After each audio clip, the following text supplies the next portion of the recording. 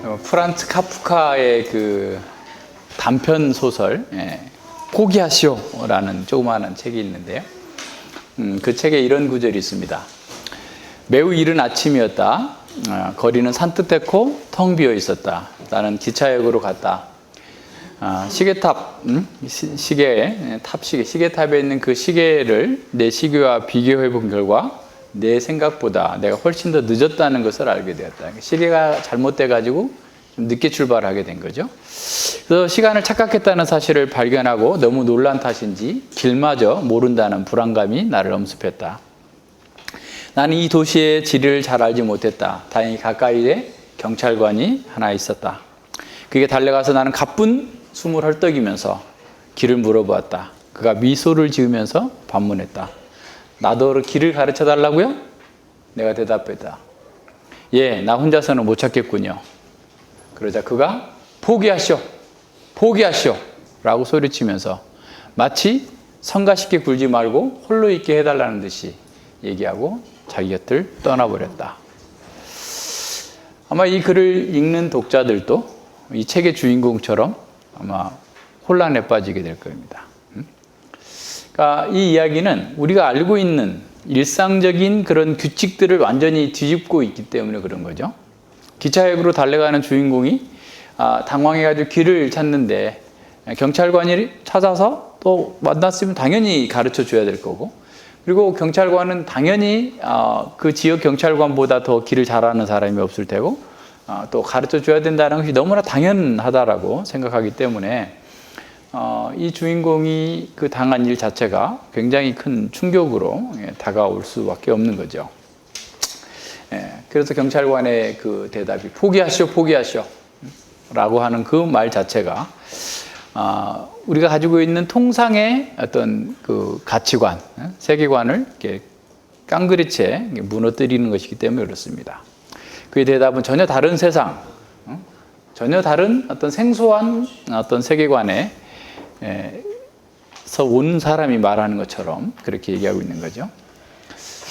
카프카는 아마도 이런 글을 쓴 것 자체가 우리가 사회에서 벌어지고 있는 일상의 일들이 우리의 기대와는 너무 다르게 행동하기 때문이다 라고 아마 하는 것을 고발하고자 하는 것이었을 거예요.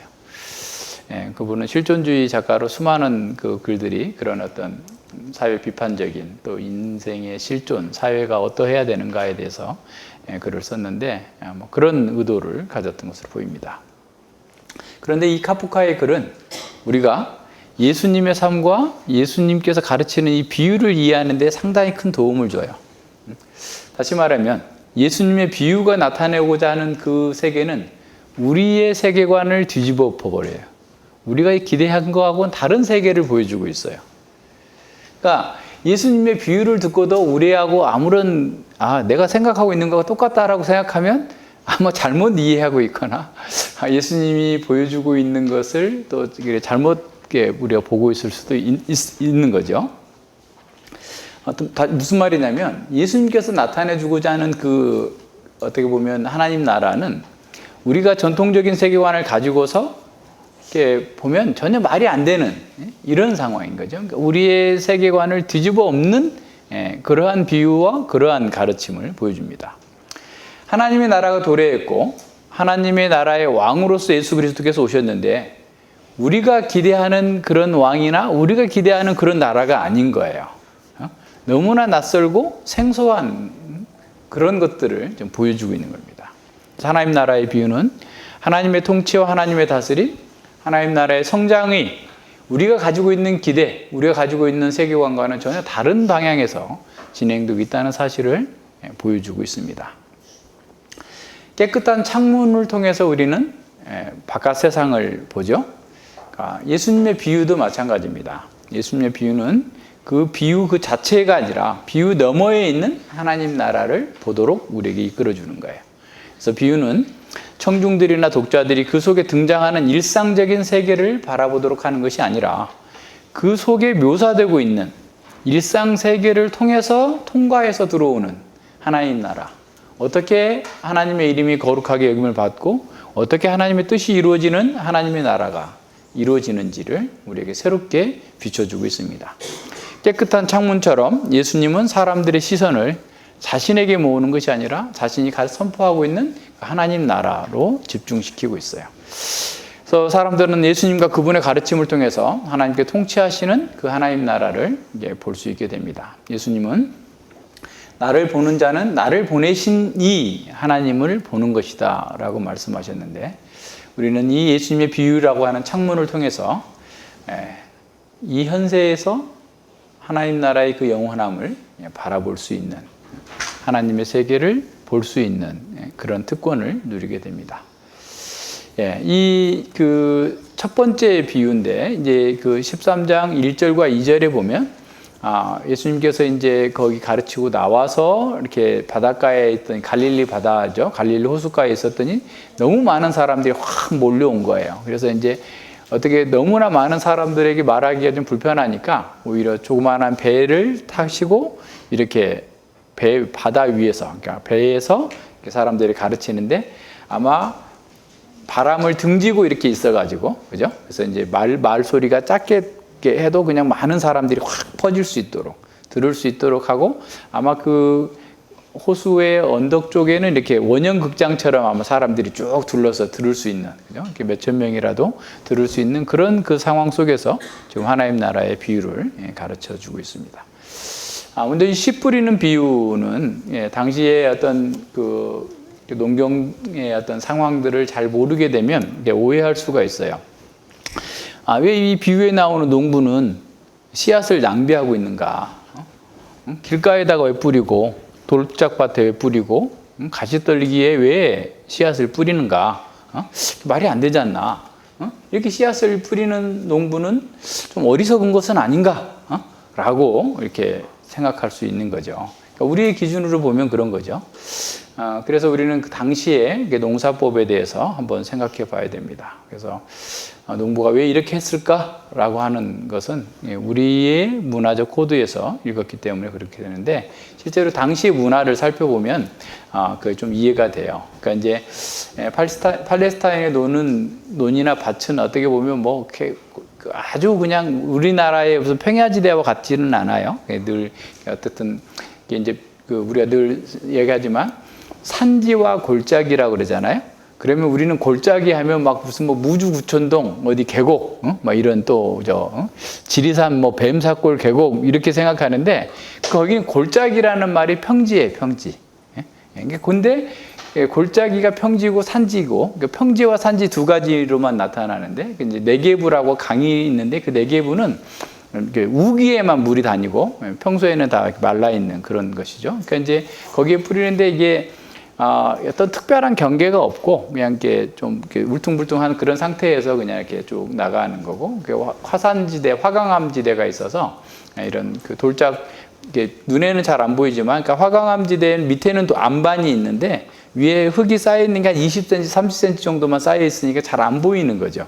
그래서 그냥 흩뿌리는 거예요. 그래서 이제 아마도 이제 그 당시에 그 농부들도 여기 어깨에다가 딱 망태기 하나 딱 집어들고 툭툭툭툭툭 뿌리는 거예요, 씨앗을. 그죠? 그러니까 이 그 효과적으로 넓은 면적을 한 번에 척척척척 아주 고르게 쫙 뿌릴 수 있는, 그게 이제 어떻게 보면 숙련된 농부겠죠. 1세기 당시에는 이 뿌리는 일이, 밭을 이렇게 우리 같으면 이제 이렇게 다 이렇게 갈아놓고, 그죠? 밭이나 논을 갈아놓고 난 다음에 씨앗을 뿌리는데, 이 사람들은 씨앗을 먼저 뿌리고 난 다음에 나중에 갈아요. 그러니까 씨앗을 먼저 뿌리는 거예요. 그리고 이제 길도 뭐 정확하게 무슨 오늘날처럼 뭐 따로 이렇게 길을 만들어 놓는 게 아니고 그냥 다니다 보면 길이 되는 거예요. 그러니까 자기 밭으로 누구도 다녀도 상관없고, 당시에 그 탈무드에는 이렇게 그 기록이 돼 있어요. 씨를 뿌리고 경작하고, 그러니까 간다는 거죠. 기경하는 거죠. 갈고 추수하는 것이 팔레스타인의 농사법 순서다라고 하면서 탈무드는 이렇게 말합니다. 이런 농사법의 순서는 다른 지역에서는 일상적이지 않는 독특한 방법이다 라고 얘기하고 있어요. 그러니까 다른 지역에서는 먼저 땅을 파고 난 다음에, 기경을 하고 난 다음에 뿌리지만, 이 팔레스타인 지역에서는 먼저 뿌리고 난 다음에 기경을 하는 거예요. 딱 달 덮어져가지고 적절하게 이제 자라게 하는 그런 방법이죠. 그래서 예수님께서 지금 말씀하시고 있는 씨 뿌리는 자의 비유에서 등장하는 이 그 농부는 그냥 여느 팔레스타인 주변에서 그냥 하는 그런 농부들이 하고 있는 것 같은 동일한 그런 그 농사법으로 농사를 짓고 있는 그런 상황이죠.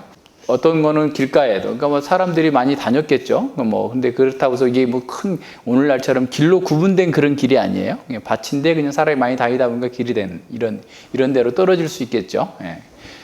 우선 이 비유의 요점은 하나님 나라에 있어요. 그러니까 이 비유를 통해서 농사를 어떻게 해야 된다, 또 마음에 어떻게 기경을 해야 된다, 여기에 어떤 심리적인 어떤 그런 관점보다 하나님의 말씀을 듣고 열매 맺는 그 하나님 나라의 열매를 맺느냐 그렇지 못하느냐에 대해서 더 이렇게 중요한 요점이 있습니다. 밭은 네 가지 경우로 나타나지만 크게 보면 두 가지죠. 열매를 맺느냐 못 맺느냐로 두 가지로 나타나요. 근데 이제 열매를 못 맺는데 어떤 경우에 못 맺느냐, 못 맺는 경우에 세 가지를 좀 더 자세하게 풀어서 얘기를 했다라고 보시면 되고, 그래서 이제 우리는 열매를 맺는 경우와 열매를 맺지 못하는 경우로 나눠서 보겠습니다. 그래서 이제 근데 이 열매를 맺는다 못 맺는다가 깨닫는다라는 것으로 연결되어 있어요. 그래서 이제 19절에 보면 아무나 천국 말씀을 듣고 깨닫지 못할 때는, 그래서 깨닫지 못한다라는 말이 이제 길가에 나와 있지만 길가, 그 다음에 돌밭, 가시떨기가 다 깨닫지 못하는 사람에 대한 거고, 그 다음에 23절에 좋은 땅에 뿌렸다는 것은 말씀을 듣고 깨닫는 자니, 깨닫는다라는 말로 연결되어 있어요. 두 가지로 나누면 보면 됩니다. 어떤 신학자는 이 비유는 이스라엘 백성들이 날마다 암송하던 쉐마 이스라엘, 쉐마 본문과 비슷하다 그래가지고 3절에 보면 우리말 번역에는 이렇게 잘 드러나지는 않은데 가라사대라는 말이 들으라, behold 또는 이제 보라 이런 말이고, 그다음에 그 9절에 귀 있는 자는 들으라라고 이렇게 했기 때문에 예수님께서 신명기적인 또 하나님의 권위로서 이 비유를, 하나님 나라의 비유를 가르치고 있다라고 얘기합니다. 그래서 이제 들으라라는 말로 인클루즈 구조가 돼 있어서 하나님 나라의 말씀을 어떻게 들을 것인가에 대해서 강조해주고 있다라고 얘기합니다. 그래서 이 모든 절이 한결같이 씨가 어떻게 보면 그 토양에 떨어졌다는 사실, 그리고 그 씨의 운명에 대해서 이렇게 보여주고 있죠.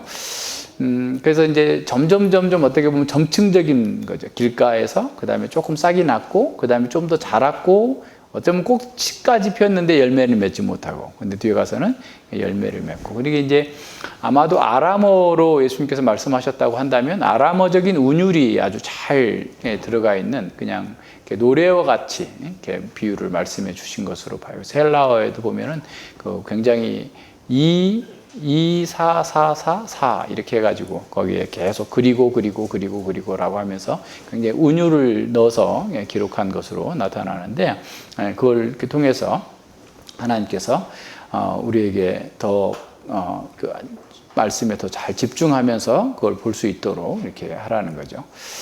그러니까 열매 맺지 못하는 사람들을 봅니다. 깨닫지 못하는 자들. 3절과 7절 그리고 8절로 22절에 좀 더 예수님께서 해설해 주고 있는 상황이 나옵니다. 그러니까 열매 맺지 못한 대표적인 경우 세 가지, 그러니까 길가, 또 돌짝밭, 그리고 가시떨기가 있는 그런 밭이죠. 길가에 떨어진 상태는 말씀을 깨닫지 못한 것으로서 사탄이 그 마음에 뿌려진 것을 빼앗았다라고 설명해 주고 계십니다. 그러니까 말씀을 깨닫지 못하면 그냥 그대로 있는 것이 아니라 더 큰 어둠에 빠지게 된다라는 사실을 보여주고 있는 거죠. 그러니까 귀신을 쫓아냈더니 소재됐고 아무도 주인이 없으니까 7 귀신이 들어오는 것처럼 말씀을 듣고도 깨닫지 못하면 그 상태가 더 나빠진다라는 거예요. 자, 이게 그러나 이것은 이제 우리가 생각할 때 이게 이제 밖에 있는 사람이라고 생각하면 안 돼요. 이 비유에 길가에 떨어져 있는 사람은 그냥 전도 한번 듣고 안 놓은 사람이다 이렇게 생각하는 게 아니라 계속해서 말씀을 듣고 있는 사람이에요. 예를 들어서 복음을 노골적으로 거부하거나 말씀을 듣지 않으려고 외면한 그런 사람이 아니라 교회에 와 있는 사람들, 하나님 말씀을 지속적으로 듣고 있는 사람들을 얘기합니다. 근데 깨닫지 못하고 있다라는 거예요. 왜 그러겠어요? 예수님의 말씀이나 예수님이 자신이 기대한 것과는 다르기 때문에 앞서 유대인들이 얘기했던 또 다른 표적을 구하는 사람들처럼 그 말씀이 자신의 정욕과 자신이 열망하는 것과 다르기 때문에 듣지 않을 수도 있죠. 또 듣는 사람들 중에도 성경을 읽고 외우고 기도하고 열심히 종교 운동을 하지만 여전히 말씀을 깨닫지 못하고 있는 사람들이 있어요. 다시 말하면 하나님 나라와는 무관한 자기 열정과 자기 종교적 열망 속에서 살아가는 사람들이 있습니다. 굉장히 많아요, 여러분. 이런 사람들이 이렇게 많아요. 그래서 이제 말씀을 깨닫지 못하면 저 사람은 교회를 안 나올 것 같구나라고 생각하는데 오히려 그런 사람들이 교회에 더 많이 있어요. 또 그런 분들이 목회자도 되고 선교사도 되고 그렇습니다. 이스라엘 백성들도 계속 말씀을 들었죠. 그러나 그들의 마음이 길가처럼 강팍해져 있어가지고 계속해서 선지자들의 말씀, 선지자가 전하는 말씀을 거부했고 또 예수님이 전하는 말씀을 거부했고 사도들이 전하는 말씀을 거부했어요.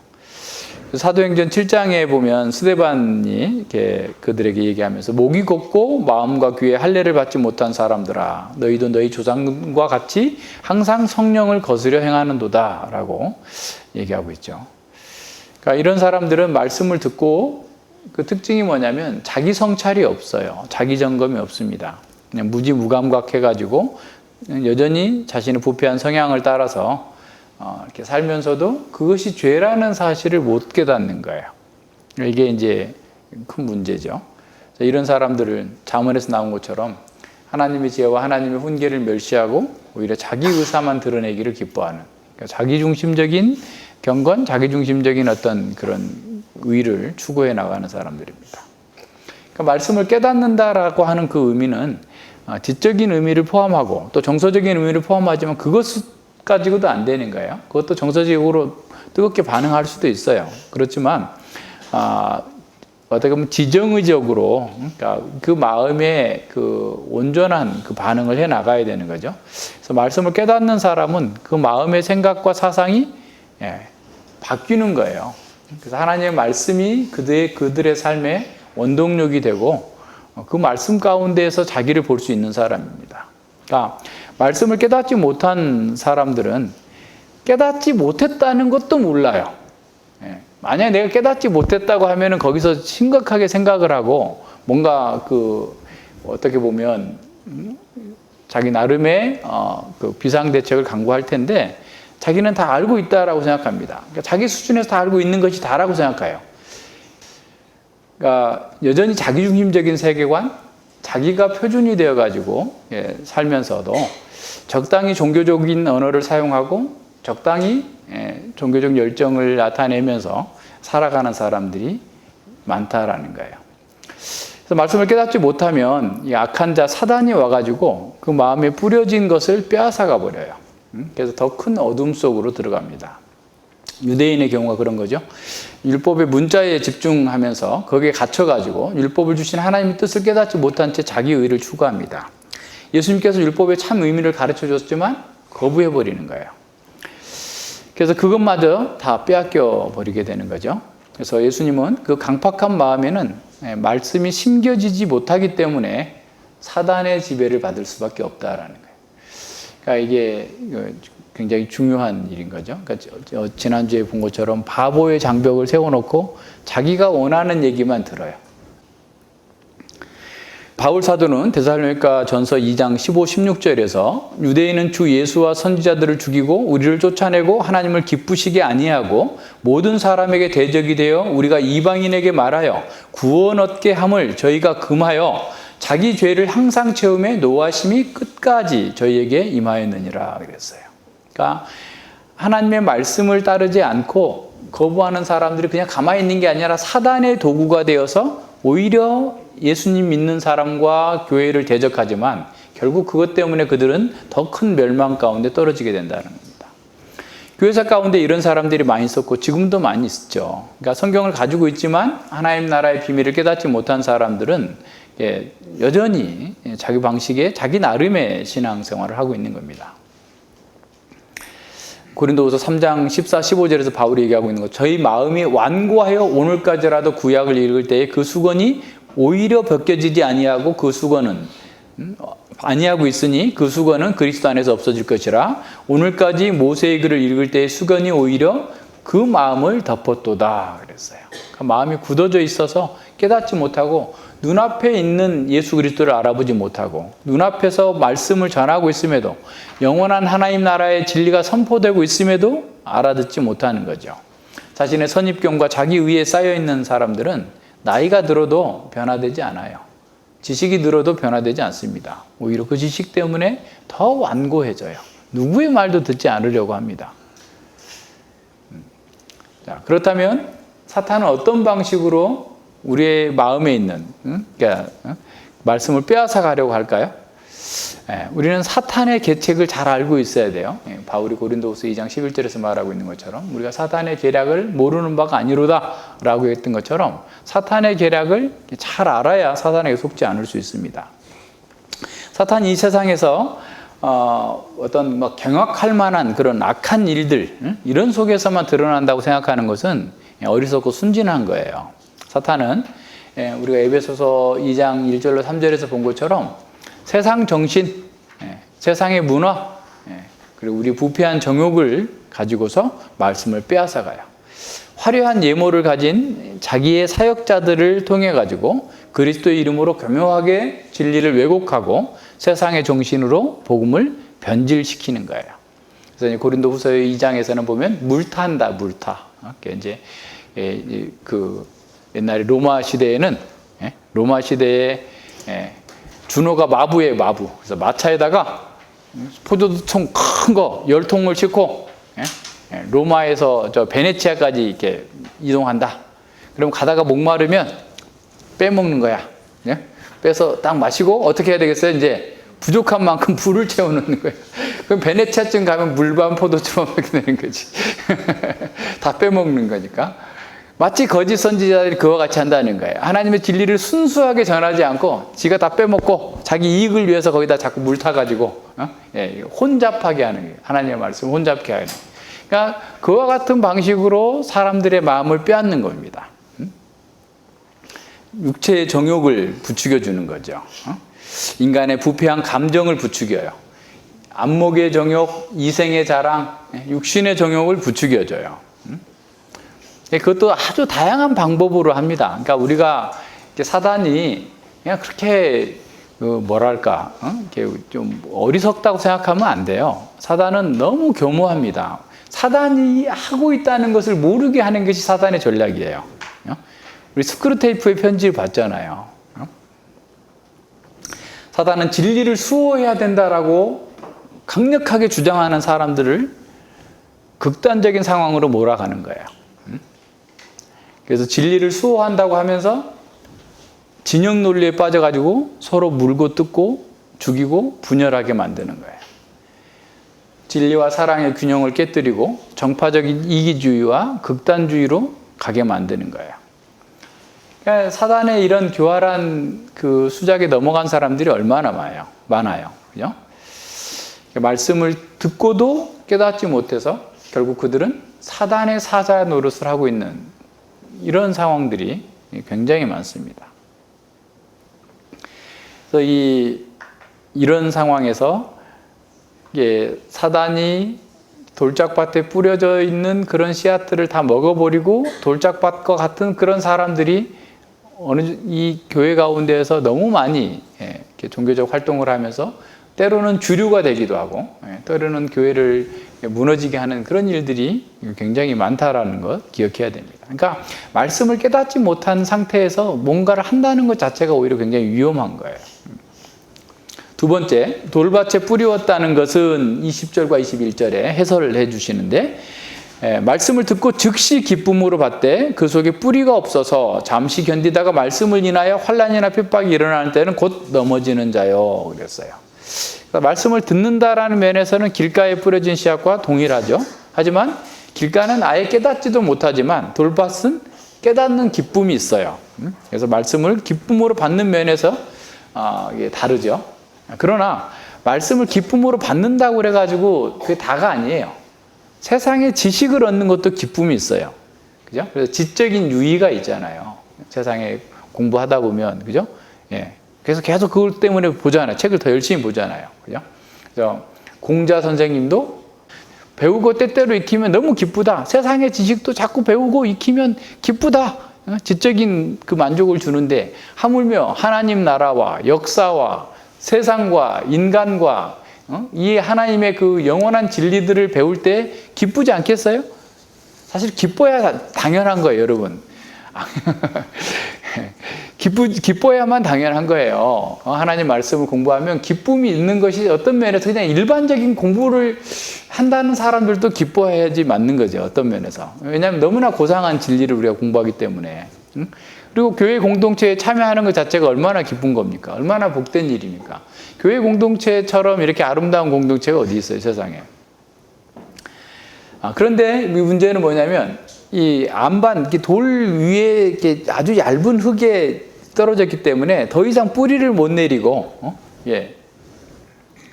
그 피상적인 수준에서 머물고 있다라는 겁니다. 그러니까 특별히 이제 팔레스타인 같은 기후에는 이 건기가 오랫동안 지속되기 때문에 겨우 이슬 먹고 자랄 정도의 이런 상황인데 뿌리가 없으면 이제 금방 말라버리는 거죠. 시편 129편에서 찬양할 때 그거 있잖아요. 그죠? 저희들은, 악인들은, 이스라엘을 괴롭히는 저놈들은 지붕 위에 난 풀과 같아.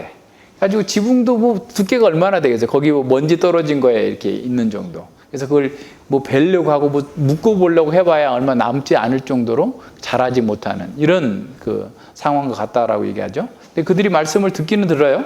그래서 굉장히 기쁨으로 받고 즐거워하고 이렇게 그 반응을 보이지만 해가 뜨면 어떻게 한다고요? 말라버리는 거예요. 그러니까 이 해는 거기 예수님께서 말씀하고 있는 건 뭐였어요? 환난과 핍박이 일어나는 때면, 그죠? 그러니까 태양이 뜨는 것, 환난이죠. 그러니까 이 믿음의 시금석이 된 겁니다. 그러니까 하나님의 말씀을 받는 사람은 누구에게나 이런 환난과 시련이 있어요. 이게 없는 사람은 없어요, 그죠? 환난과 유혹과 시험이 다 있는데 결국 뿌리가 없는 사람은 그때 넘어지게 되는 겁니다. 넘어진다라는 것, 믿음을 배반하는 거예요. 믿음의 길로 가지 않는 겁니다. 그러니까 해가 돋은 후에 타져서 뿌리가 없으므로 말랐고, 그렇죠. 그러니까 사실 태양은 고난이기도 하지만 또 성장의 기회가 되는 거죠. 뿌리가 있다면 더 튼튼하게 광합성을 잘 해가지고 더 견고해질 수 있는데 뿌리가 없으니까 성장하지 못하고 넘어지는 겁니다. 그래서 뿌리를 깊이 내리는 것이 나무가 또 그 열매가, 식물이 열매를 맺을 수 있는 그런 길이에요. 이사야 선지자는 히스기야에게 구원의 징조를 예언하면서 열왕기하 그 19장 30절에서 이렇게 말씀합니다. 유다 사람들 가운데 환난을 피하여 남은 사람들은 다시 땅 아래로 깊이 뿌리를 내리고 위로 열매를 맺을 것이다. 땅 아래로 깊이 뿌리를 내려야만 위로 열매를 맺을 수 있어요. 그러니까 말씀을 듣고 기쁨으로 받는 사람은 동시에 진중한 뿌리가 내려져야 되는 거예요. 그러니까 뿌리가 안 내리면 늘 이제 그냥 뭐라 그럴까? 그냥 이렇게 말하면 그렇지만 좀 가벼운 사람처럼 행동할 거 아니에요. 그죠? 그러니까 뿌리가 깊이 내리면 내릴수록 그 사람에게서 더 깊은 열매를 기대할 수 있겠죠. 그러니까 뿌리를 박는다라는 의미에서 복음은 결국은 뿌리로 자꾸 내려가야 되고 그래야만 또 열매도 맺히는 거고 이 생각할 수 있는 겁니다. 하나님의 말씀은 우리에게 구원에 이르게 하는 지혜가 있고 구원받은 사람에게 하나님의 사람으로 온전하게 성장해 갈 수 있도록 우리를 이끌어 가시는 거예요. 그러니까 지적으로 그냥 말씀을 받은 사람은 복음을 듣고 피상적으로만 반응하는 것이죠. 처음에는 기쁨으로 눈물을 흘리기도 하고 적극적으로 이런저런 그 활동도 하지만 그것마저도 거짓 회심일 수도 있어요. 그러니까 거짓 회심 속에서도 기쁨이 있을 수 있다는 사실을 우리는 볼 수 있습니다. 고난을 견뎌야 되고 복음을 위해서 희생해야 되고 또 복음을 위해서 헌신해야 될 때는 어떻게 보면 뒷걸음질 치는 거죠. 죄에 대한 책망을 싫어하기도 하고 인간적인 열심과 인간적으로 정직하게 살고자 하는 인간적인 기독교를 생각하는 겁니다. 그렇게 하는 사람들 또한 보면은 자기 이익을 위해서는 또 거짓말을 그냥 밥 먹듯이 해요. 애국합니다. 그러니까 하나님의 말씀은 그 자체로서 책망과 교훈이 있고 바르게 함과 의로 교육하기 위해 하는 것 자체 이미 담겨져 있어요. 하나님 말씀 자체에. 그러니까 뿌리가 있는 사람은 말씀을 공부하면 공부할수록 겸손해지고 더 깊이 진중해지고 또 하나님을 사랑하게 되고 이웃을 사랑하게 되는 거죠. 그러니까 선을 행하고 교회적 사명을 수행하기 위해서 또 주님의 영광을 드러내기 위해서 더 힘써 일할 수 있는데 그리고 말씀을 받을 때마다 그 책망을 근실하게 받는 거예요. 그러니까 그 자신을 위한 거잖아요. 하나님께서 아니면 누가 우리에게 우리가 잘못된 것을 얘기해 주시겠어요? 한번 생각해 보세요. 제가 처음에 예수님 믿고 나서 교회를 가서 굉장히 기쁜 것 중에 하나였어요. 전 청년 때인데 아니 내가 진작에 교회를 다니지 못한 것이 어떻게 보면 한스럽더라고요. 왜냐하니까 일주일마다 가서 맨날 책망을 듣는 것 같아요. 지금처럼 이렇게 말씀이 그냥 이렇게 아주 정확하게 선포되는 것도 아닌데 가서 말씀을 듣다 보면 막 책망을 듣는 거예요. 내가 잘못 살았구나. 책망을 듣는데 굉장히 기쁘더라고요. 야, 내가 교회를 안 왔으니까 내가 잘못됐는데도 그냥 이렇게 잘 됐다고 생각하면서 막 살았구나. 근데 여기 와서 야, 이게 책망을 들으니까 내가 좀 바르게 살아야 되겠구나. 뭐 이게 제대로 살아야 되겠고 뭔지는 모르지만 어쨌든 늘 그런 마음이 들어서 교회에 오는 것 자체가 너무 감사하더라고요. 그래서 내가 어렸을 때부터 교회를 다녔으면 내가 그렇게 넘어지지 않고 실패하지 않았을 텐데 라고 하는 생각을 하면서 감사했어요. 지금도 그 교회 그 자리 내가 앉았던 그 자리가 기억이 날 정도. 말씀 받는 것 자체가 그 책망을 받는 거죠. 그러니까 책망을 받는데 그 책망 받는 속에서 우리가 어떻게 돼요? 겸손해지고 깨끗해지고 또 분별력을 가지고 하나님께서 기뻐하시는 일을 할 수 있는 더 능력 있는 사람으로 내려가는 거죠. 사랑 가운데에서 뿌리가 박히고 터가 굳어지는 그런 경험들이 말씀 가운데서 일어나는 겁니다. 그래서 어떤 어려움의 상황이 있을지라도 좌절하거나 포기하지 않고 힘써서 자기에게 주어진 일을 할 수 있는 거죠. 그런데 뿌리가 없는 사람은 자기가 좋을 때는 열심히 하는 것 같이 해요. 그리고 열심히 하는 그 활동 속에서 자신의 어떤 구원의 확신, 또 안도감을 누립니다. 그래서 이제 이런 사람들의 특징 중에 하나는 뭔가를 열심히 하려고 하는 거예요. 가만히 있으면 어떻게 보면 못 견뎌 해요. 그래서 어떤 교회들은 막 계속 프로그램을 돌리잖아요. 그래서 뭔가를 막 돌려가지고 뭔가를 하는 속에서 거기서 어떻게 보면 종교적 엑스타시를, 종교적 황홀경을 경험하면서 무슨 찬양이 됐든 전도가 됐든 뭐가 됐든지 간에 뭔가를 막 돌려요. 그렇게 하면서 뭔가를 하도록 만들어주는 거예요. 그래서 거기에 자기의 어떤 종교적 감정이 이렇게 충족될 수 있도록 만들어주는 거죠.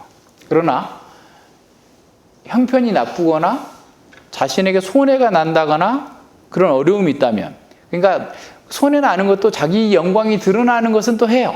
그러나 자기 영광이 드러나지 않고 자기가 손해나야 된다라고 하면 오히려 자기 영광, 자기 중심적인 그런 행동을 해나가는 거죠. 그래서 말씀을 따라 살면 어려움이 오거나 손해를 감수해야 한다고 한다면 뒤로 빠져버리는 거예요. 일관성이 없는 거죠. 진정한 성도는 일관성이 있는 사람입니다. 자, 그런데 왜 말씀을 따라 살 때 어려움이 올까? 그러니까 사람들은 말씀에 따라 살면 만사형통하리라 이렇게 해야 되는데 만사형통이 안 되는가? 이미 예수님께서 말씀하셨잖아요. 내가 너희에게 화평을 주러 온 줄로 생각하지 말라. 그러니까 세상이 원하는 화평을 주러 오신 게 아니에요. 오히려 세상이 원하는 화평을 깨뜨리고 하나님 나라의 통치를 받는 진정한 화평을 주러 오셨기 때문에 사람들은 싫어하는 거예요. 예수님을 싫어했으니 당연히 우리도 싫어할 수밖에 없는 거죠. 하나님 말씀은 세상의 허구를 드러내고 세상을 정죄합니다. 따라서 회개하지 않으면 멸망한다는 사실을 계속해서 반복적으로 드러내요. 예수님을 믿는 것은 기존의 세계관을 다 어떻게 보면 전복시켜버리는 거예요. 그러니까 무화과나무 잎으로 옷을 만들어서 자기 수치를 가리고 자기 영광을 추구하고 있는 사람들에게 그 옷 벗고 그거 다 쓸데없는 거고 그것 때문에 너는 망할 수 있으니까 예수 그리스도의 의의 옷을 입어라, 가죽 옷을 입어라 라고 하니까 사람들은 싫어하는 거죠. 세상과 자기 방식을 포기하지 않기 때문에 계속해서 사람들은 믿는 사람들에 대해서 싫어하고 핍박할 수밖에 없습니다. 그러니까 해가 뜨겁게 비추는 것처럼 견디기 어려워요. 사람들이 계속 우리를 멸시하는 것처럼 보이고 계속해서 막 그 압력을 가하잖아요. 무언의 압력, 수많은 압력들이, 그런 경험 해보셨어요? 그런 압력들이 계속 올 때, 수치심과 조롱을 이렇게 겪어야 되는 그런 상황이 올 때, 뿌리가 없는 사람은 그냥 그렇게 가는 거예요, 그냥. 아유, 아버지랑 싸우기 싫으니까 아버지가 원하는 대로 해줘야지. 또 회사에서 그냥 먹고 살아야 되니까 어쩔 수 없지 하면서 이게 타협해버리는 거예요. 뿌리가 없는 거예요, 그거는. 그러나 신자는 고난을 통해서 세상과 죄와 하나님의 사랑을 배워요. 그 뜨거운 태양 속에서 야, 세상이 이렇게 약한 거구나. 이렇게 육신의 부패함이 강력하구나. 그럼에도 불구하고 주님께서 나를 사랑해 주시는구나. 라고 하는 사실을 배우는 기회인 거예요. 그러니까 동일하게 햇빛이 비춰도 어떤 사람에게는 그것이 성장의 기회가 되고 고난이지만 고난이에요. 그렇다고 해서 그 사람이 고난이 없는 게 아니에요. 고난이에요. 그러나 그 고난을 통해서 하나님께 더 가까이 나아가는 거예요. 근데 뿌리가 없는 사람들은 고난을 통해서 이 신앙을 버린다고 해서 교회를 떠난다고 자꾸 생각하면 안 돼요. 교회는 있는데 자기 방식대로 하는 거예요. 잘 생각해야 됩니다. 그런 사람들은 자기 생각, 자기 행복을 이렇게 얻기 위해서 교회에 왔기 때문에 그걸 포기해야 되면 이게 어떻게 보면 피하는 거죠. 그래서 명목상 신자로 살아가는 거예요. 다른 데 가는 것보다는 교회 가는 게 나으니까 이런 생각하면서 사는 거죠. 이것은 하나님 나라의 비밀을 모르기 때문에 눈앞의 현실이 전부라고 생각하는 거예요. 그러니까 우리에게도 다른 게 없어요. 하나님의 말씀이 실제냐, 지금 눈에 보이는 게 실제냐, 둘 중에 하나입니다. 믿음은 하나님의 말씀이 실제라는 사실을 믿고 따라가는 거고, 명목상 신자는 다 인정을 하지만 실제 자신의 삶을 선택할 때는 눈앞에 보이는 것을 따라가는 거예요. 눈에 보이는 걸 따라가는 겁니다. 누가복음 그 8장 13절에서는 동일한 그 본문에서 뭐라고 말씀하고 있냐면, 햇빛이 비치는 이런 상황, 돌짝밭에 떨어진 사람들을 진리를 배반한 자다라고 얘기하고 있어요. 그러니까 듣기는 듣고 기뻐하지만 실제로 삶에서는 배반하는 거예요. 그러니까 삶에서는 실천적 무신론자로 사는 거예요. 다 기도하고 다 하지만 이런 사람들을 얘기하는 겁니다. 근데 믿음의 뿌리가 있는 사람은 환란이 있을 때 더욱 주님을 의지합니다. 뿌리가 없으면 자꾸 자기의 현실적인 이익만이 전부로 이렇게 보이게 되는 거죠. 그래서 이런 면에서 환란은, 위기는 우리의 믿음의 진정성을 드러내는 것입니다. 세 번째 경우 보죠. 가시떨기에 뿌리웠다는 것은 22절에 말씀을 들으나, 이 들으나가 현재형에 계속해서 듣고 있는 거예요. 세상의 염려와 재리의 유혹에 말씀이 막혀 결실치 못하는 자요 그랬어요. 그러니까 말씀을 계속 듣는데, 계속 배우는데 세상을 너무 사랑해가지고, 세상이 가득 마음에 차 있어가지고 그 말씀에 열매를 맺지 못하는 거죠. 그러니까 그들도 말씀을 받고 즐거워하고 성장하는 것까지 보여요. 꽃도 필 수 있어요. 누가복음에서는 향락이 추가됐어요. 그러니까 세상의 염려와 재리 유혹 플러스 향락, 세상의 향락, 여행. 우리 한국 사람이 뭐 전 세계적으로 인구 대비 여행을 제일 많이 떠나고 있대요, 지금.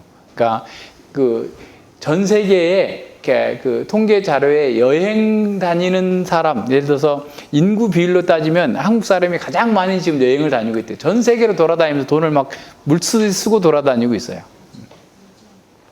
예. 말씀을 듣지만 세상의 염려가 어떻게 먹고 살까? 이게 다 가득 찼고, 어떻게 돈을 벌까? 가득 찼고, 어떻게 즐길까? 참 하나님께서는 그걸 다 아셨나 봐. 돈 많이 선진국이 되면 맨날 이 향락을 쫓아갈 거다라는 사실을 알고 그것까지 다 말씀해 주신 것 같아요.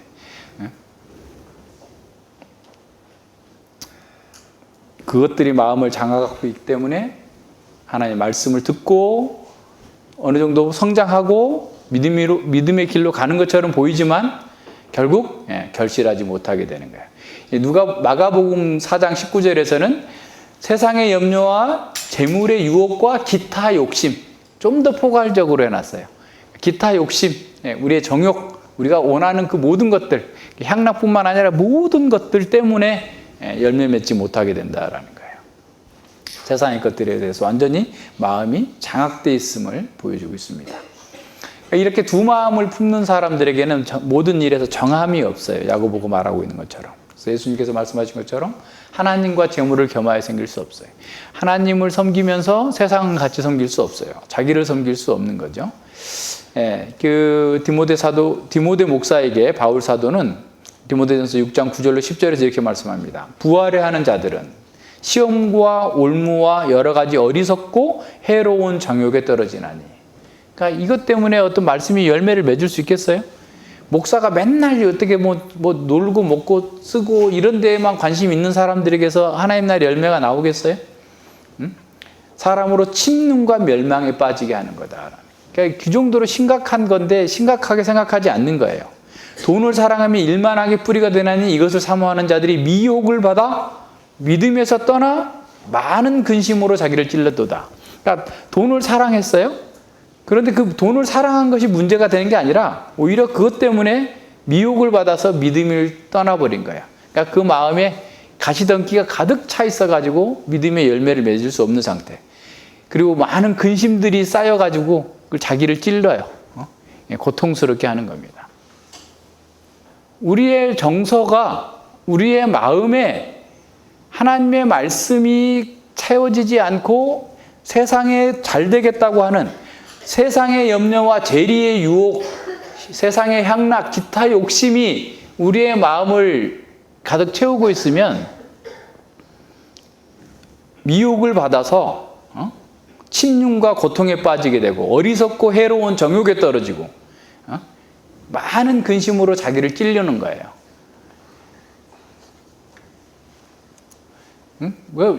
우리가 지금 한번 생각해 보세요. 계속 세상 염려라고 하는 것들, 재리의 유혹이라고 하는 것들, 향락의 유혹이라고 하는 것들, 기타 욕심에 속한 것들 생각해 보세요. 그게 과연 정말 그렇게 필요한 건가? 민수기 11장에 짜잔 해가지고 딱 출발했어요.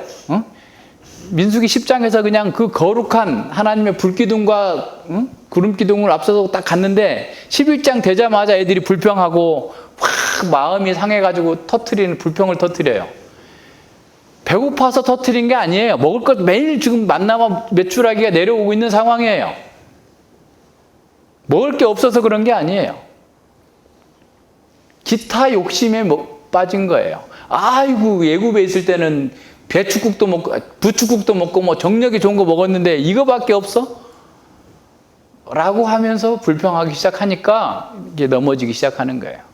지금 있는 것 가지고 감사할 줄 알고 이 있는 것을 통해서 하나님께 내가 어떻게 감사를 표현할고 이렇게 근심을 해야 되는데 맨날 더 많이 갖지 못해서 근심하고 이런저런 근심하니까 그 속에서 하나님 나라의 열매를 맺을 수가 없는 거예요. 다 그것들이 장악해버리고 있는 거예요. 몸도 마음도 다 깔아앉는 거예요. 그렇게 되면 안 돼요.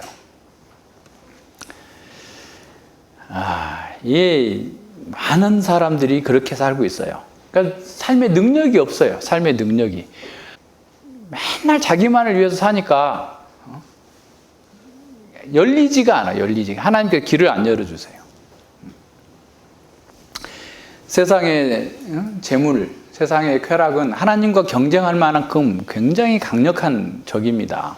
그래서 세상을 사랑하는 것은 간음하는 것이고 하나님과 원수가 된다라고 야고보는 경고하고 있어요.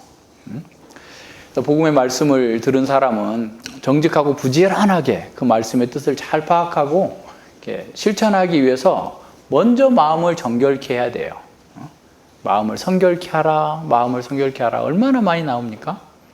말씀을 들었고 현재도 계속해서 말씀을 듣고 있지만 세상을 향한 갈망, 세상에 대한 염려, 근심 이런 것 때문에 못해.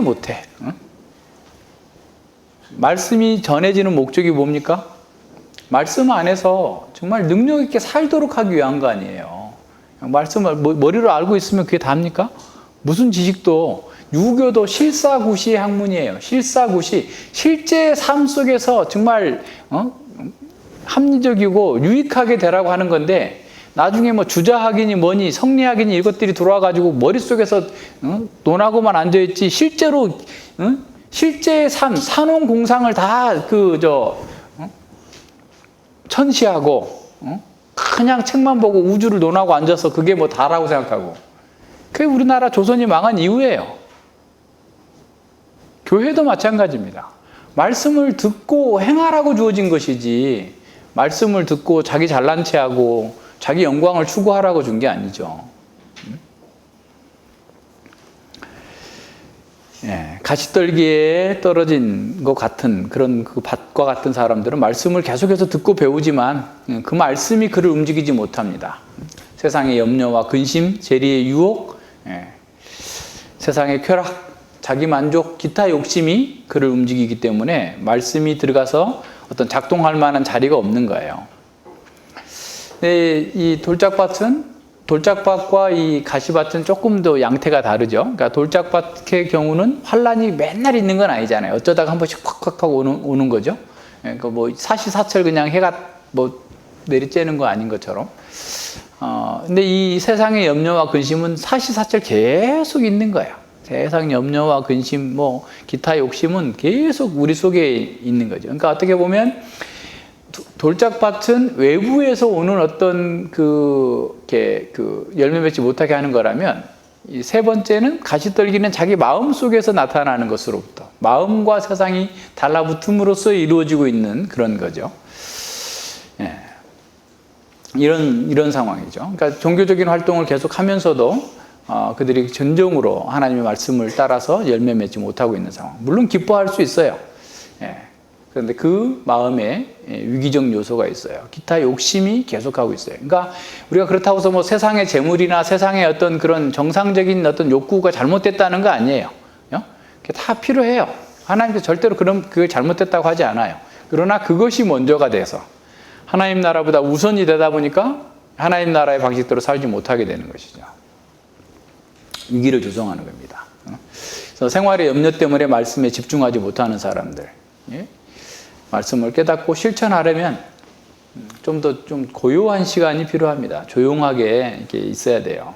그래서 평안한 가운데에서 그 말씀을 듣고 전심을 다해서 말씀을 이렇게 연구해도 이렇게 삶이 서서히 바뀌는데 그냥 무심히 듣는 사람들, 뭐 중국이나 한국이나 이제 지금 모든 교회는 스마트 교우 같아. 스마트 교우. 스마트폰을 애들이 성경책 위에다가 놓고 이렇게 본대. 이렇게 하면서 기도할 때도 스마트폰 갖다. 스마트 교를 통해서 모든 이런 게 다 들어오는 거죠. 우상들이 다 들어오는 거예요. 그렇게 들어가지고 말씀이 열매를 맺을 수 있겠어요? 그냥 일하면서 듣고 이렇게 하겠어요? 그러니까 하나님의 말씀을 듣는다는 것은 지금 하나님의 전전에서 우리가 말씀을 듣는다라는 생각을 하고 성경을 읽을 때도 좀 이렇게 자세도 똑바르게 하고 좀 이렇게 기도하고 이렇게 말씀을 듣고 배우려고 해야지. 그냥 성경을 읽는 것도 짜투리 시간에 스마트폰으로, 물론 스마트폰으로 볼 수밖에 없는 상황에서는 그렇게 봐야 되겠죠. 그러나 좀 연필도 들고 좀 옛날에 조선시대의 선비들은요, 책을 볼 때 그냥 보지 않았어요. 예를 들어서 우리 집은 속옷 입고 책 보잖아요. 근데 그 사람들은 이렇게 그 두루마리까지 다 입고 그러고 앉아서 딱 펼쳐놓고 앉아서 책을 읽었어요. 어떤 그 사람은 중국의 무슨 책인데 그 책을 10,000번을 읽었대요. 그러니까 읽을 때마다 표시를 해나 보죠? 10,000번을 읽었는데 난 뭔 소리인지 잘 모르겠다 그러니까 옆에 종이 그러더래. 주인님, 저는 주인님 옆에 따라다니면서 저도 알겠는데 모르겠어요? 라고 얘기를 했다는 거예요. 그래서 그래도 그 사람은 굴하지 않고 계속 읽어가지고 아주 훌륭한 학자가 됐답니다. 그러니까 자세가 중요해요, 자세가. 이 성현의 말씀을 그들은, 그러니까 사람이 써놓은 글도 이 성현의 말씀을 내가 듣기에 정말 얼마나 부족한 존재인가 라고 생각하면서 목욕 제기하고 의관을 갖춰 입고 말씀을 들으려고 했는데, 우리는 그냥 성경도 그냥 아무렇게나 누워서도 보고 앉아서도 보고 막 다리 올려놓고 보고 이런 식으로 하고 있는 것은 아닌지 한번 스스로 돌아봐야 될 필요가 있는 거죠. 예, 그러니까 정말 이렇게 잘 집중해서 들어야 됩니다. 그러니까 우리가 마음의 염려에 사로잡히게 되면 하나님 나라의 방식대로 살 수 없어요. 자꾸 다른 길로 갑니다. 그러니까 우리가 말씀을 공부하지 않으면 아무리 굳게 결심하고 금식을 하고 뭐 별짓을 다 해도 우리의 갈망이 바뀌지 않아요. 우리의 마음에 우리 창세기 공부할 때 했잖아요. 마음에 그냥 온갖 잡동사니 가득 그려져 있는 것들을 치워내는 게 뭐예요? 말씀을 공부하면서 그걸 치워내는 거, 헐어내는 거예요. 근데 말씀을 공부하지 않고 막 결단. 이제부터 내가 해야 되겠어. 안 믿습니다. 안 바뀌어요. 10년 지나고 100년 지나도 안 바뀌어요. 해보세요, 바뀌는지. 말씀을 공부하지 않고 어떻게 속에 있는 것들이 바뀌겠어요? 사상이 바뀌겠어요? 안 바뀌는 거예요. 교회를 100년, 1000년 다녀도 안 바뀐다니까요. 말씀을 통해서 내 속에 있는 그 잘못된 사상들을 보고 그걸 해결하는 방식들을 계속해서 나가지 않으면 안 바뀌어요.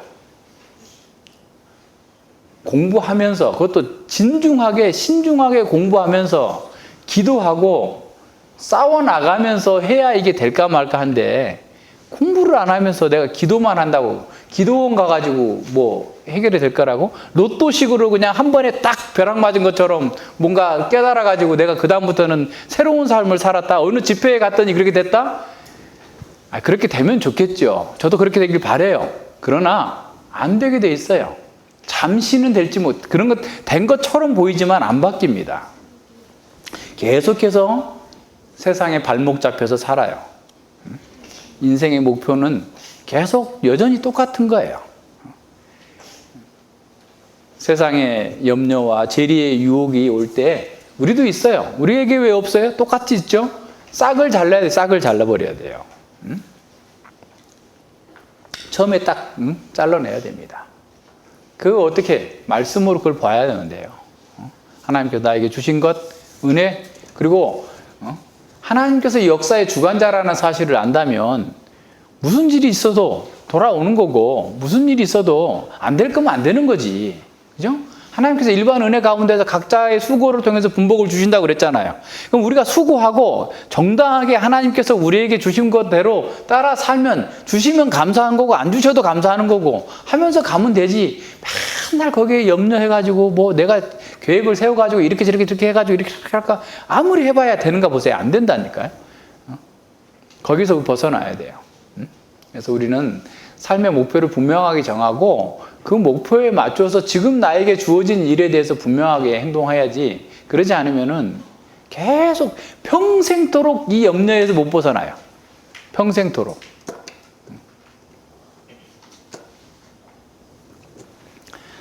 자, 8절과 23절에 좋은 땅에 뿌려진 사람들에 나오죠. 네. 좋은 땅에 뿌렸다는 것은 말씀을 듣고 깨닫는 자니 결실하여 혹 100배, 혹 60배, 혹 30배 되느니라 라고 그랬어요. 누가복음에서는 어떻게 말씀하고 있냐면, 좋은 땅에 있다는 것은 착하고 좋은 마음으로 말씀을 듣고 지키어 인내로 결실하는 자니라. 조금 더 풀어서 말하겠죠. 말씀을 순하게 받는 거예요. 착하고 좋은 마음으로 받고 그 말씀을 지켜. 근데 지키는데 그냥 되는 게 아니라 인내하면서 지켜야 돼. 인내하면서. 금방 열매를 맺는 게 아니니까. 말씀을 들을 때 기대하는 마음으로, 착하고 좋은 마음으로 듣고 지키어서 인내로 결실하는 자.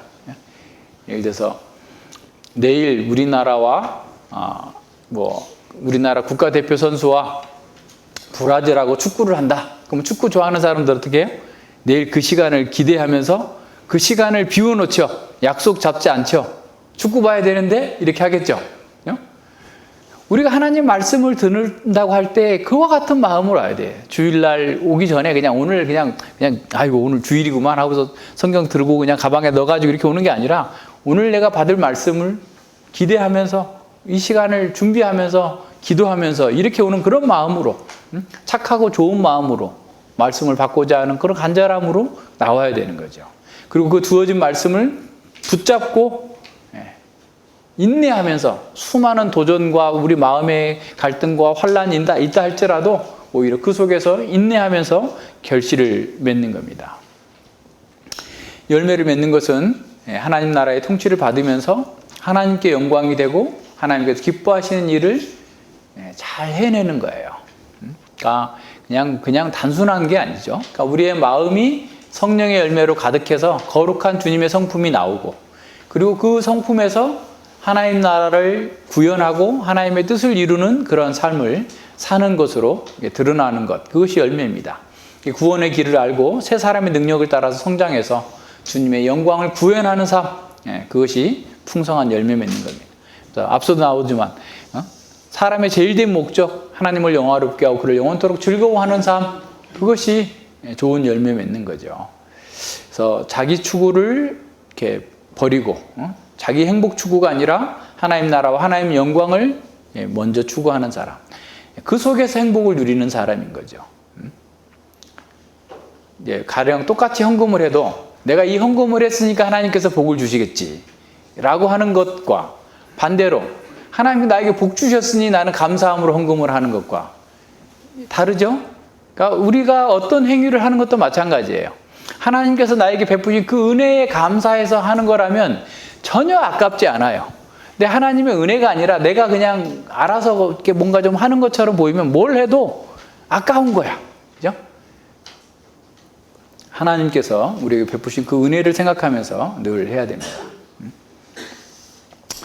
자, 우리가 우리 자신의 영광과 우리의 행복을 추구한다면 우리에게 듣기 좋은 얘기만 이렇게 하고 또 듣고자 하고 나머지는 다 이렇게 차단해 버리는 거예요.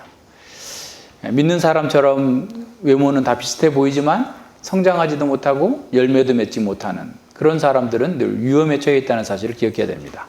자기 지혜로 하나님의 영광과 또 자신의 행복을 저울질하다가 자신에게 이익이 되겠다 싶으면 하나님의 영광을 따라가는 거고 자신에게 손해가 되겠다 싶으면 피해버리면 결코 그렇게 할 수 없어요. 많은 사역자들도 그런 사람들이 많습니다. 참된 신자는 복음 안에서 하나님 나라의 비밀을 알았기 때문에 예수님의 권세와 예수님의 영광이 얼마나 큰지를 압니다. 누가 어쩌라고 하나님께서 나와 함께 하시는데 하나님께서 나를 이곳에 보냈다면 반드시 하나님께서 뜻을 이루실 것이다 라고 생각하면서 그 일을 해내야 됩니다. 어떤 환난이나 어떤 핍박이나 어떤 공고나 어떤 악의 세력도 두려워하지 않고 자신에게 주어진 일을 잘 감당해야 됩니다. 사도행전 5장에 보면 사도들이 복음을 전하지 말라고 그 당국자들로부터 엄청 두들겨 맞고 위협하고 이렇게 위협당했지만 기뻐하면서 주의 이름을 위하여서 환난 받는 것을 환난 받는 사람으로 택하심을 받았다라는 것으로 기뻐하고 있는 거예요. 사도 바울이 빌립보 감옥에서 엄청나게 두들겨 맞고 기절했다가 깨어나가지고 일어나자마자 땅과 그 안에 있는 하늘과 땅과 그 안에 있는 모든 것들이 다 여호와의 것이로다 라고 찬양했을 거예요. 시편 24편 찬양했을 거예요.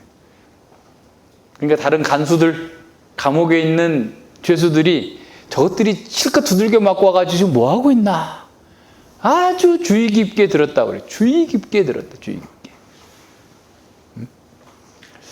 헬라어로 시편 찬양을 했을 거예요. 그래서 그분들이 다 듣고 그래서 지진이 나가지고 옥문이 열리고 지진이 난다고 옥문이 열려요? 착구가 다 그냥 다 풀려요? 아니죠. 하나님의 초자연적인 은혜죠. 그런데도 죄수들이 하나도 안 도망가요. 그것은 사도 바울이 그 감옥 안에서 이미 리더십을 회복하고 너네 나가지 마. 있어야 돼. 라고 했을 거예요. 기뻐하는 거예요. 기뻐하는 것. 그렇게 할 수 있어야만 기쁨 가운데에서 그 일을 이루어낼 수 있는 겁니다. 하나님, 내가 당신의 복음을 위해서 이렇게 고통당하면서 이렇게 복음을 전했는데 이유 없이 죄 없이 두들겨 맞게 하시다니 정말 하나님 너무하시네. 우리 안 돌봐주시고 뭐 하시는 거예요? 이런 마음으로 있었다면 두들겨 맞기 전에 벌써 죽었어요. 맞기도 전에 배교했어요. 돌짝밭에 떨어진 사람들처럼. 그러나 그들 속에는 하나님의 영광을 본, 하나님의 능력을 본 힘이 있었던 겁니다. 그래서 끝까지 인내하면서 말할 수 없는 그런 영광 가운데서 기뻐하고 즐거워하면서 하나님 나라 일을 했던 거예요. 그래서 참된 믿음은 하나님 나라를 증거하는 그런 열매를 맺도록 합니다. 100배라는 말, 100배, 60배, 30배라고 그랬는데 100배는 그냥 딱 100배가 아니라 산술적인 100배가 아니라 최상의 것이 최상의 것. 그러니까 최고의 많이. 실제로 100배 더 열려요. 열매 씨앗 하나가 가지고 가고 물론 이제 저기에 따라 다르지만 예를 들어 수박 한 씨앗 하나 심어놨는데 수박이 5개 열렸다. 그럼 5통 속에 한 100개씩 들어, 한 통에 100개씩 넘게 들어있어요. 수박 씨앗이. 그러니까 뭐 그렇게 되는데 어쨌든 최고의 많은 수확을 얻었다. 그래서 창세기 26장에 보면 이삭이 그 블레셋 지방 그랄로 내려갔다가 거기서 거부가 됐다고 그러는데 그의 수확이 100배가 됐다라고 얘기하고 있는데 엄청나게 많이 얻었다라는 것을 보여주고 있는 거죠. 그래서 진정한 성도는 잘 참고 견디면서 인내하면서 무거운 것과 얽매기 쉬운 죄를 벗어버리고 믿음의 경주를 인내로서 완주해가는 사람입니다.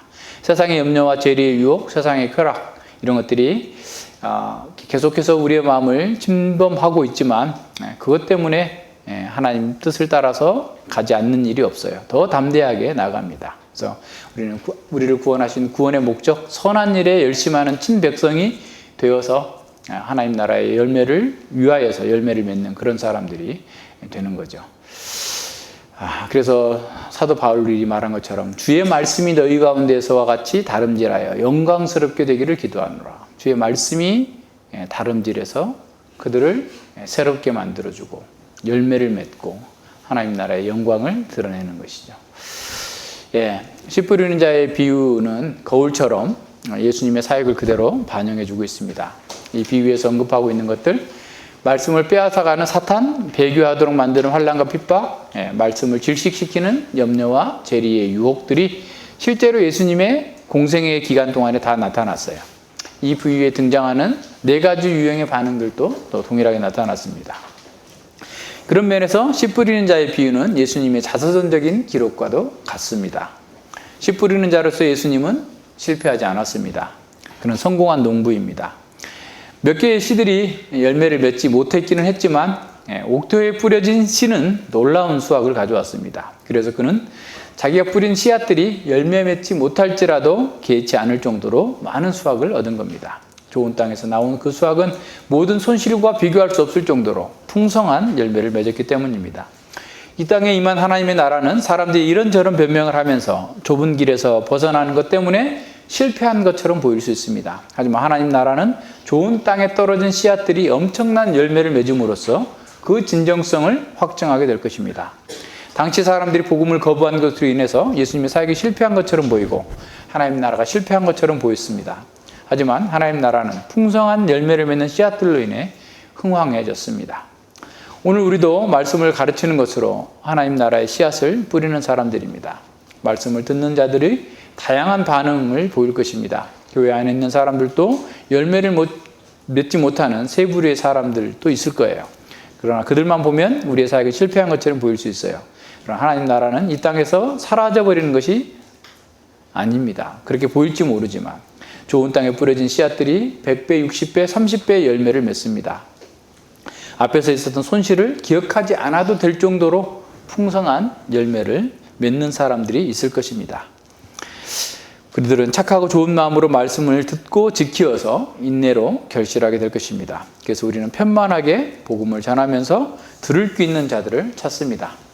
우리가 복음을 전할 때 3가지 형태로 들어도 열매를 맺지 못하는 사람들을 있겠죠. 그러나 착하고 좋은 마음으로 듣고 지켜서 열매를 맺는 자들 또한 있을 겁니다. 회심과 선한 열매는 우리의 열심이나 우리의 기술에 달린 것이 아닙니다. 성령 하나님께서 그 마음을 열어서 깨닫게 하시고 그 말씀이 그 속에서 역사하게 하는 것에 달려 있습니다. 그래서 우리는 듣든지 아니 듣든지 맡겨진 복음을 순수하게 전하는 것입니다. 우리가 뿌린 씨앗 때문이 아니라 하나님의 은혜가 그들을 변화시켜 주실 것이기 때문에 그렇습니다. C.S. 루이스는 이런 말을 했어요. 마지막에는 두 종류의 사람만 있다. 하나님께 당신의 뜻이 이루어지이다 라고 고백하는 사람이 있는가 하면, 반대로 하나님이 사람에게 내 뜻대로 될지어다 라고 말하는 사람이 있을 것이다 라는 거예요. 네 뜻대로 살았으니까 네 뜻대로 가, 이렇게 가는 거고, 주님의 뜻을 따라 살았으니까 주님의 뜻을 이루어 주시옵소서 라고 얘기하는 사람이 있을 거라는 거예요. 그리스도를 신뢰함으로써 하나님을 향한 신실함을 나타내는 그런 사람들은 자신의 행동을 통해서, 자신의 그런 행동을 통해서 하나님이 선택된 사람임을 보여줄 것입니다. 하나님보다 자기를 사랑하는 사람들은 결코 하나님을 원치 않죠. 달라스 윌라드는 진정으로 선한 사람이란 가장 깊은 이해와 동기의 차원으로부터 자신이 대하는 모든 이들의 유익을 진심으로 도모하는 사람입니다. 그러니까 자신과 하나님의 유익, 또 자기 주변에 있는 모든 사람들의 유익을 도모하는 사람, 전심으로 유익을 도모하는 사람. 하나님의 도우심을 통해서 이들은 단지 잘못을 범하지 않는 정도로 통하던 의, 즉 서기관과 바리새인의 의를 뛰어넘어서 천국과 연합을 이룬 내면의 마음과 생각을 따라서 행동하게 된다. 진정으로 선한 사람은 천국과 하나님 나라와 연합을 이룬 그런 내면의 마음과 생각을 따라서 행동하게 된다는 거죠. 그래서 우리의 마음과 열망이 하나님의 말씀을 달게 받고 깨닫게 되었을 때 하나님 나라의 통치를 받고 그 안에서 하나님 나라의 복을 누리게 되는 겁니다. 예수님은 자기를 믿는 유대인들에게 이렇게 말씀하셨습니다. 너희가 내 말에 거하면 참 내 제자가 되고 진리를 알지니 진리가 너희를 자유케 하리라. 예수님은 우리의 인생의 모든 죄의 굴레, 특히 자기 사랑과 자기 의의 굴레에서 자유하게 된다라고 말씀하시죠. 어떻게 하면? 그 말씀에 거하면. 그러니까 말씀에 거하는 것, 자기 틀에서 벗어나서 하나님의 통치를 받고 하나님 나라의 열매를 맺는 가장 확실한 방법이 어떤 면에서 주의 말씀에 거하는 거죠. 자, 열매 맺지 못한 세 가지 경우를 한번 보세요. 다 자기 틀에서 벗어나지 못했기 때문에 그래요. 그 길가에 뿌려진 씨앗도 자기 생각과 안 맞으니까 거부해버린 거예요. 강팍한 마음으로. 그죠? 그리고 돌짝밭에 있는 사람들, 자기가 손해봐서 죽을까 봐서 고난이 올 때 피해버리는 거죠. 또 자기의 유익을 위해서 세상의 염려와 근심 때문에 넘어지는 거예요. 근데 주의 말씀에 거한다는 것은 그의 말씀을 깨닫고 그 말씀을 삶에서 실천하는 것입니다. 말씀을 듣는 일에서 최선을 다해야 하지만 말씀을 진중하게 행하기 위해서 뿌리를 깊이 내리고 또 그렇게 살 수 있도록 결단해 나가야 되는 거예요. 자, 중요한 문제는 하나님 나라의 메시지를 어떻게 듣는가? 그 메시지에 어떻게 반응하는가? 그걸 깨닫고 있는가? 깨닫지 못하고 있는가? 깨닫지 못하는 사람들도 여전히 교회에 있을 수 있어요. 그들은 자신의 이익이 되고 하나님 나라의 축복이 되는 것들에 대해서는 다 받아들이고자 합니다. 그러니까 자신의 이익과 하나님 나라가 동일하면 거의 따라가는 거예요. 그러나 하나님 나라와 자신의 이익이 배치되면 따라가지 못하는 거죠. 그래서 세상으로부터 오는 환난과 핍박, 세상에 대한 염려와 재리의 유혹은 그런 상황에서 이길 수 없게 되는 거예요. 그래서 이 세상의 악한 현실에 대처할 수 없게 됩니다. 그래서 물질주의와 쾌락주의가 만연한 이 세상에서 휩쓸려 떠내려갈 수밖에 없게 되는 거죠. 이런 얄팍하고 천박한 그런 믿음의 사람들은 하나님 나라의 열매를 맺을 수 없습니다. 말씀을 깨닫고 행하는 것은 마음에 있는 그 구원으로 인한 큰 기쁨과 충만한 능력에서 비롯됩니다. 그러니까 말씀을 깨닫는 것 기쁨을 주는 거죠. 또 행하는 것 또한 그 기쁨 속에서 할 수 있어요. 어떤 사람들이 생각하는 것처럼 기독교적 삶을 사는 것은 나약하고 우울함 속에서 어쩔 수 없이 그냥 복받기 위해서 질질 끌려가면서 하는 게 아니에요. 말씀을 순하게 받는 사람들은 경건한 기쁨 속에서 하나님께서 기뻐하시는 일을 하고자 역동적으로 작동합니다. 하나님 나라의 열매를 맺게 하는 것은 경건한 기쁨뿐이에요. 경건한 기쁨에서 진정한 힘과 능력이 나오게 됩니다. 우리는 하나님께서 기뻐하시는 일을 더 행하면 행할수록 더 큰 기쁨과 경건의 능력을 얻고 더 많은 열매를 맺게 될 것입니다. 말씀을 계속 듣고 행하는 사람들 속에 이 계속해서 경건의 기쁨이 증가하면서 하나님 나라가 더 풍성하게 맺혀지게 될 것입니다. 그러나 말씀을 듣되 하나님의 나라의 통치를 받지 않는 사람들은 교회에는 있지만 스스로 기뻐하지 못하고 또 열매 맺지 못하게 돼요. 이런 두 가지 양상은 하나님 나라가 극치에 이를 때까지 계속될 것입니다. 하나님의 말씀을 어떻게 반응하고 있는지, 하나님 나라의 통치를 어떻게 받으면서 열매를 맺고 있는지 우리 자신을 점검하면서 이 세상과 다른 하나님 나라의 가치관 속에 우리 자신을 다시 한번 비추어 보고 우리가 그와 같은 방식으로 살아갈 수 있는 하나님의 사람들 되길 바랍니다. 같이 기도합니다. 예, 하나님 아버지 감사를 드립니다. 주님께서 은혜 베풀어 주셔서 주님께서 기뻐하시고 또 즐거워하시는 것을 행할 수 있는 능력이 저희들에게 없으나 주님께서 하나님 나라에 우리를 참여시키시고 예수 그리스도의 구원의 복을 우리에게 넣어주셔서 우리가 건강한 기쁨 가운데에서 주님께서 기뻐하시는 일을 행할 수 있는 그런 거룩한 백성들이 되었음을 인해 진실로 감사를 드립니다. 참으로 하나님의 말씀을 듣는 것 그 자체로서도 중요하지만 그것이 다가 아님을 다시 한번 깨닫습니다. 그 말씀을 따라서 살 수 있는 능력과 또 결단과 또 용기와 기쁨을 허락하여 주시옵소서. 그래서 세상의 것들에 우리의 마음이 빼앗기고 그 세상의 것들이 우리의 마음을 장악하지 못하도록 날마다 깨어서 말씀을 듣고 배운 가운데에서 진정으로 힘있게 주님께 순종해 나아갈 수 있도록 함께하여 주시옵소서. 감사드리며 예수님 이름으로 기도드립니다. 아멘.